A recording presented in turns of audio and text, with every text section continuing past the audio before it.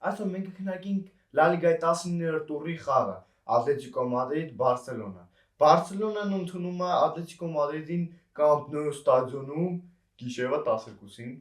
Դա շատ կարևոր պահ է, որտեղ Բարսելոնայի նոր Կամպ Նուուն ունի սվետավոր շոու, շատ գեղեցիկ էր, այս համար ռեսպեկտ Լապորտային, վերջապես մի բան լավ արեց։ Բարսելոնան հաղթեց Ատլետիկոն 3-1 հաշվով եւ մենք այսօր կքննարկենք թե ինչի դա եղավ ու տենց է պիտի լիներ, էլի հասկանանք։ Իսկ միշտ սկսել չմալա դե բաժանորդել, որը ինձ շատ կօգնի։ Ինչքան շուտ հասնենք 900 պատպիսիկ, այդքան շուտ ես կհասնեմ 900 պատպիսիկի, давайте։ Սկսենք ինչպես միշտ ստարտովի սաստավից, վրատար Ժոա Գարսիան, պաշտպան Ժերար Մարտեն,